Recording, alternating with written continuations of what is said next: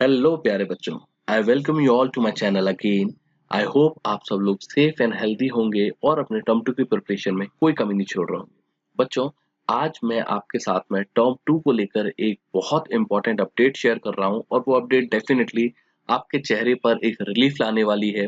बच्चों, जब हमारे सीबीएसई ने टर्म वन और टर्म टू के पैटर्न को इंट्रोड्यूस किया था, मतलब जुलाई की बात कर रहा हूं मैं, 2021 की जुलाई में हमारे सीबीएसई ने टर्म वन टर्म टू के पैटर्न को इंट्रोड्यूस किया था, ये सोचकर कि इससे स्टूडेंट के ऊपर कोई स्ट्रेस नहीं आएगा, उनका बर्डन कम होगा, 50% सिलेबस कंप्लीट करना रहेगा और ये सारी चीजें स्मूथली कंडक्ट हो जाएंगी। तब सीबीएसई ने ये नहीं सोचा था कि वो अपने पैर पर कुल्हाड़ी मारने जा रहे हैं।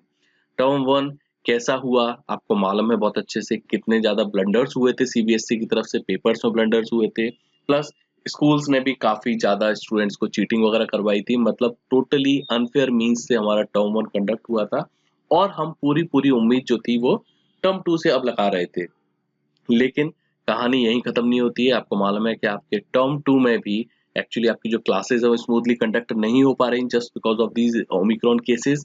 आपकी क्लासेस टोटली ऑनलाइन मोड पर चल रही थी अभी तक, और अब हुआ ये है कि अब हमारे जो केसेस हैं वो कम हो रहे हैं धीरे धीरे, और now the government has decided कि अब वो स्कूल्स को वापस ऑफलाइन मोड पर लेकर आ रहे हैं।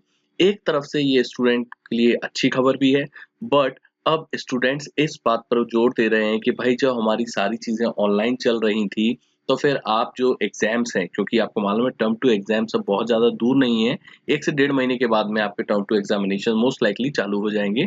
तो स्टूडेंट्स अब ये बोल रहे हैं कि हमारा जो टर्म टू है वो आप ऑनलाइन मोड पर ही कंडक्ट कर लीजिए। मतलब कि वो नहीं चाहते कि आपको ऑफलाइन मोड पर एग्जाम्स देना पड़े। क्यों? क्योंकि सारी पढ़ाई जब हमने ऑनलाइन करी है तो फिर एग्जाम का जो फॉर्मेट है वो भी ऑनलाइन मोड पर ही होना चाहिए, ऑफलाइन पर नहीं होना चाहिए। अभी तक स्टूडेंट सिर्फ इस चीज की डिमांड कर रहे थे, बहुत लंबे समय से डिमांड कर रहे थे। बहुत सारे जो दूसरे दूसरे सपोर्टर्स हैं, लाइक आपके जो ममता शर्मा मैम है एडवोकेट, वो काफी दिनों से इस चीज पर रेस कर रही हैं। अब समस्या ये हो गई है कि स्टूडेंट ने जो है इस चीज को एक स्टेप फॉरवर्ड कर दिया है। अब अगर आपको मालूम है, अभी रिसेंटली महाराष्ट्र में अगर हम बात करें तो वहां पर स्टूडेंट जो है वो प्रोटेस्ट करने आ गए हैं महाराष्ट्र बोर्ड के लिए। हालांकि वो प्रोटेस्ट कर रहे हैं, बट जो होगा वो सभी बोर्ड्स के लिए होगा, ये बात बिल्कुल क्लियर है।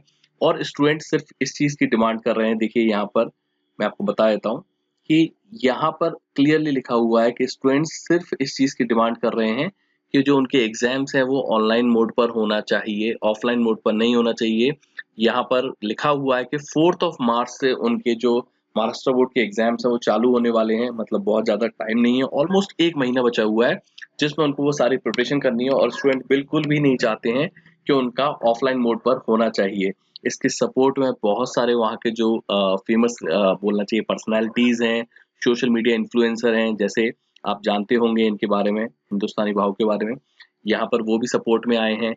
हालांकि उनको पुलिस कस्टडी में अभी रख लिया गया है और उनके ऊपर ये एलिगेशंस लगाए गए हैं कि उन्होंने स्टूडेंट्स को मतलब ये सारे दंगे करने के लिए भड़काया गया है। खैर, क्या सच्चाई इसके बारे में मैं नहीं जानता, और मैं इस चीज को लेकर दुखी भी हूँ कि स्टूडेंट्स को ये स्टेप्स लेने पड़े, कि उनको प्रोटेस्ट करना पड़ा मिनिस्टर के हाउस के सामने।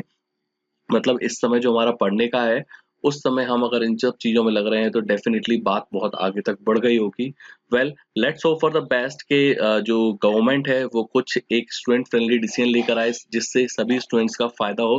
बच्चों, आपको क्या लगता है हमारे एग्जाम्स जो है वो किस मोड पर होना चाहिए, ऑफलाइन मोड पर या फिर ऑनलाइन मोड पर?